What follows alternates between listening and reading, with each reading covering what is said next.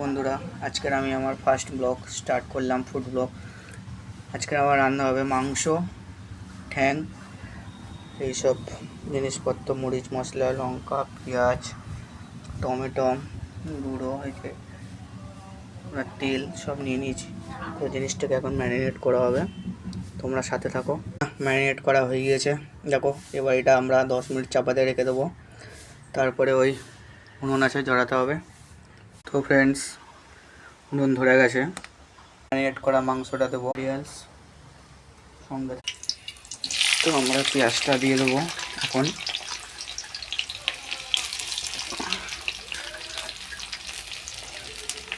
বন্ধুরা, আমাদের পেঁয়াজ, কাঁচা লঙ্কা আর টমেটো কিন্তু হয়ে এসছে সেদ্ধ।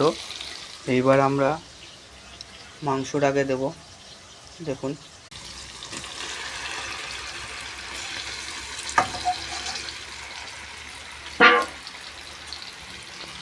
ভালোভাবে নাড়তে হবে।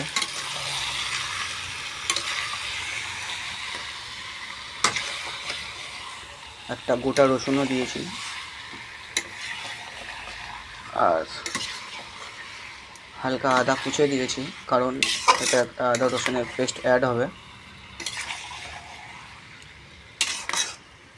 তো আমি আদা রসুনের পেস্টটা নিয়ে আসি, দেবো সঙ্গে। তো আদা রসুনের পেস্ট দেওয়া হয়ে গেছে, এবার আমাদের ভালো করে কষাতে হবে।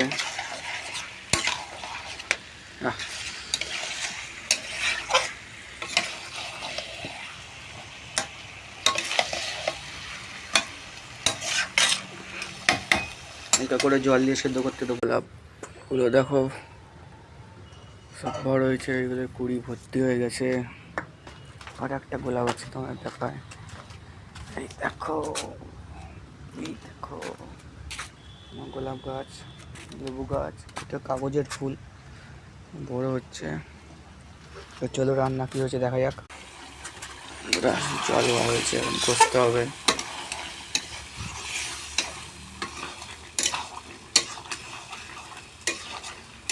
সবাই বলো মাংস রান্না কে কে একা করতে পারে?